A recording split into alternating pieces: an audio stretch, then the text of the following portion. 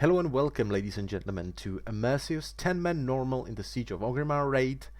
And for this fight you want to bring 1 or 2 tanks depending on your damage, 2 to 3 healers. I would recommend 3 healers for your first kill, it's much easier, and a mixture of DPS.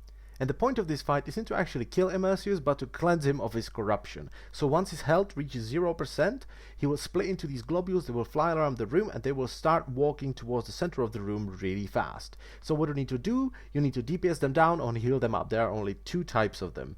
So the more of them you kill or heal back up, the less health and corruption he will have once he emerges again.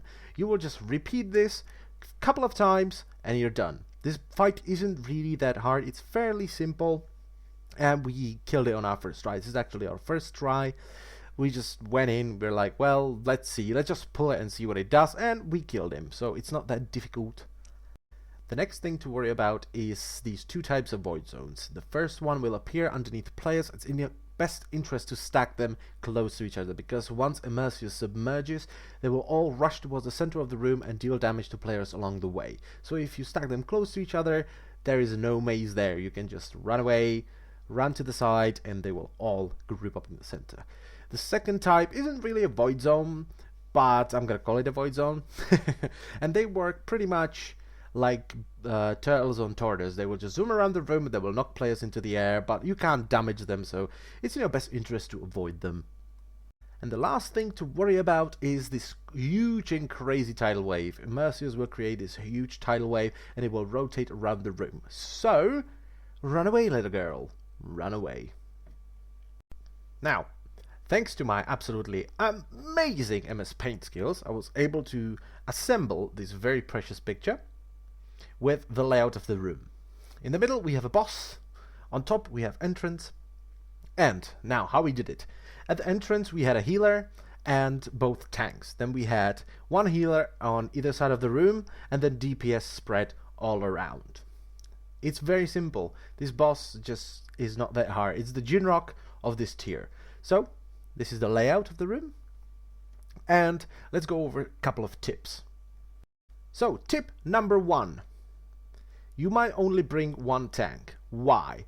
Well, because every time you bring Immerseus down to 0%, he will submerge and it will give the tank enough time to reset his stacks. But this only applies if you have enough damage to kill him off, so to speak, before the tank stacks get too high. Tip number 2. You will use Bloodlust on pull. That's not maybe we should use it on pull, that's a definite yes, because when you first engage Immerseus, you will have the most HP out of the entire encounter and it will take the most time for him to submerge. So you want to get as much out of your Bloodlust as you can, and that's why you use it on pull. Tip number 3. Hybrid DPS are really strong on this encounter. Why? Because as the fight goes on, you will get more of the healing globules and less of the damage globules. And for instance, me as a boomkin, I can heal a globule to full instantly when I want to. Tip number 4. If either the DPS globules are about to die or the healer globules are about to hit 100% health, stand close to them because they will give you a buff. If it's the DPS one, it will give you more damage. If it's the healer one, it will give you more healing. Always good. Tip number 5, the DPS globules can be slowed down. So use everything you have to slow them down and you're gonna be just fine. And the last tip, tip number 6, the final tip is for the healers. Don't be fooled by this boss. Even though it's fairly simple, it's also fairly simple to die, because every time one of these globules reaches the boss, it will deal moderate damage to the entire raid. So be careful. And about this one, I'm not quite sure, but I think the water streams actually hurt, so don't stand in them. And the conclusion, this boss is pretty fun, I enjoyed it, but it's nothing too complicated, so you should not have too many problems with it. Anyway, I thank you a lot for watching and I will see you next time. Bye bye.